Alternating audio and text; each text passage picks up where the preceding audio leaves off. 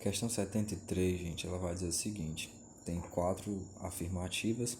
A primeira afirmativa vai dizer que a primeira energia de ionização é a energia necessária para remover um elétron de um átomo neutro no estado gasoso. Então, essa afirmativa ela é uma afirmativa verdadeira, porque ele nada mais me deu do que a definição, tá, da energia de ionização. Ele nada mais me deu do que a definição da energia de ionização, que é a energia que eu aplico para poder retirar um elétron de um átomo neutro, tá, no estado gasoso, tá? A segunda afirmativa vai dizer que a primeira energia de ionização do sódio é maior do que a do magnésio. A gente vai só relembrar que a tendência da energia de ionização na tabela periódica é aumentar de baixo para cima em uma mesma família ou grupo e aumentar da esquerda para a direita em um mesmo período, tá? Como ele me deu como exemplo aqui, ou como elementos da questão, o sódio e o magnésio, vamos perceber que o sódio e o magnésio estão em um mesmo período da tabela periódica, no terceiro período, tá? Exatamente nessa ordem, sódio, depois magnésio. Então, o que vai nos interessar vai ser essa tendência aqui dos períodos, que é da esquerda para a direita, aumentando a energia de ionização da esquerda para a direita. A questão diz que a energia de ionização do sódio é maior do que a do magnésio.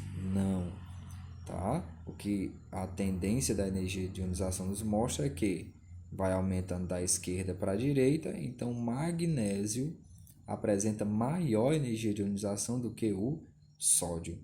Então essa afirmativa está falsa. A terceira afirmativa diz que nos períodos da tabela periódica o raio atômico sempre cresce com o número atômico. Ele está dizendo que em um mesmo período, em uma mesma linha da tabela periódica, tá? Quanto maior o número atômico, maior também o raio. E isso não é verdade, porque num período da tabela periódica, a ideia é quanto maior o número atômico, menor será o raio, tá? Como exemplo, eu vou pegar aqui o próprio sódio, tá? Aqui é o sódio e aqui é o magnésio, tá? Que acabamos de trabalhar aqui com eles, tá? Eles estão no mesmo período da tabela periódica, porém, o sódio tem 11 prótons e o magnésio tem 12.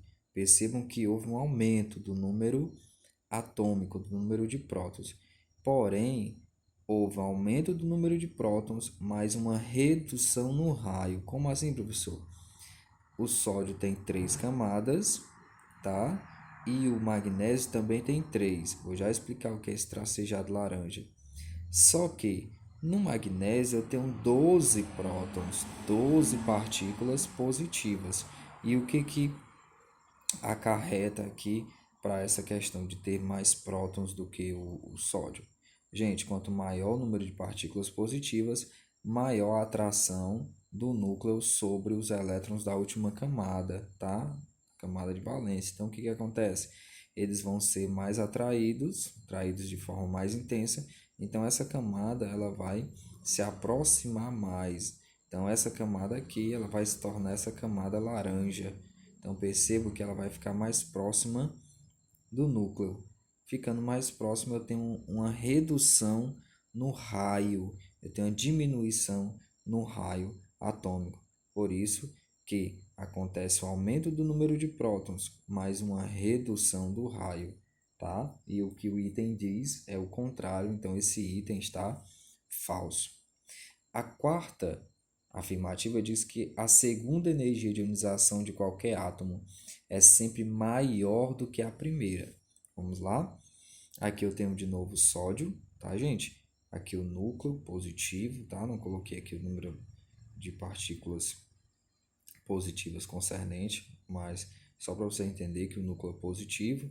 E aqui estão os elétrons nas 3 camadas. A última camada do sódio vai ter um único elétron, tá? Então, eu apliquei aqui uma força, uma energia e retirei esse elétron. Quando eu retirei esse elétron, o que aconteceu? Ele se tornou Na+, tá? Se tornou Na+. Esse átomo de sódio aqui, ele tinha 3 camadas. Quando eu retirei um elétron da última camada, essa camada deixa de existir porque só tinha um elétron nela. Então, ele passa a ter apenas 2 camadas. Então, perceba, se eu quiser tirar um segundo elétron agora, eu tirei o primeiro, se eu quiser tirar um segundo elétron desse átomo, eu tenho que aplicar mais força, tenho que fornecer mais energia. Por quê? Porque os elétrons dessa segunda camada estão mais próximos do núcleo. Então, acontece uma maior atração entre o núcleo e os elétrons, tá? Dessa segunda camada. Por isso, a segunda energia de ionização vai ser sempre maior do que a primeira.